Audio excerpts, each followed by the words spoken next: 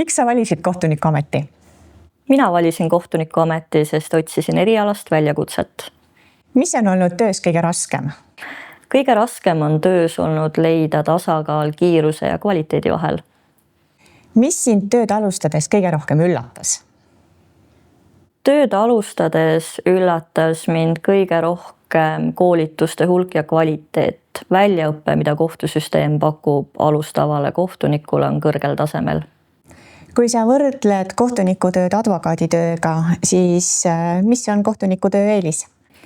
Kohtunikutööl on advokaaditöö ees mitmeid eeliseid. Kohtunikutöö on puhas õigusemõistmine, mitte ettevõtlus ja see sobib mulle paremini. Kohtunik on iseenda sõltumatu peremees ja kohtunik on vaba argumenteerima nii, nagu ta ise oma südametunnistuse ja seaduse kohaselt kõige õigemaks peab. Advokaat on päeva lõpus tahes-tahtmata seotud oma kliendi positsiooni ja huvidega. Lisaks puhkus on puhkus. Advokaadina tegutsedes puhkus oli reeglina kontorist väljas valve.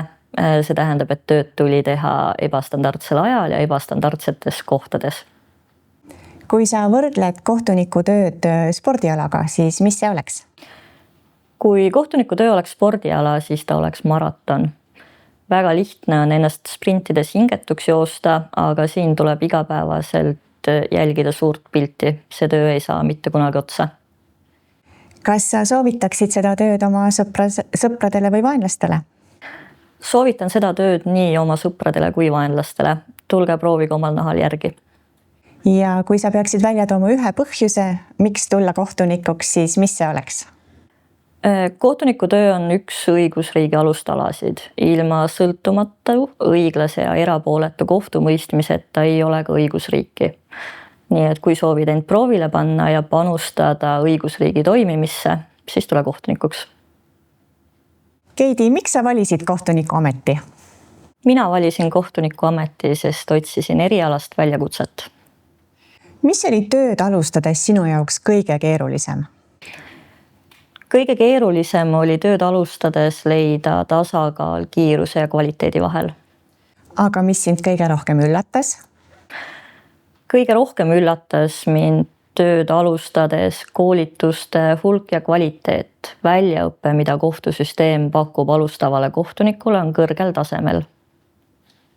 Mis on kohtunikutöö eelised advokaaditöö ees?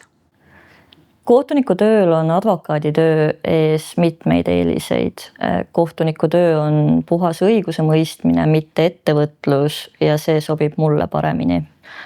Kohtunik on iseenda sõltumatu ja iseseisev peremees ja kohtunik on vaba argumenteerima oma lahendites nii, nagu ta peab oma südametunnistuse ja seaduse järgi õigeks.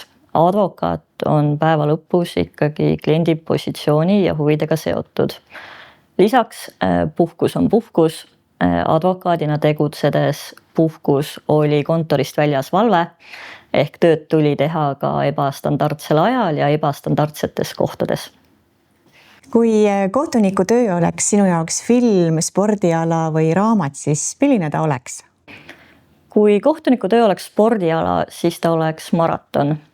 Väga lihtne on ennast sprintides hingetuks joosta, aga siin tuleb igapäevaselt vaadata suurt pilti.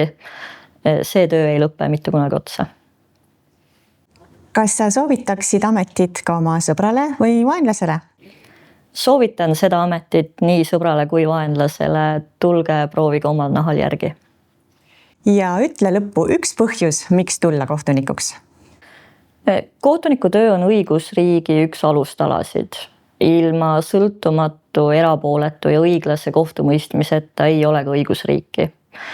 Nii et kui soovid ennast proovile panna ja panustada õigusriigi toimimisse, siis tule kohtunikuks.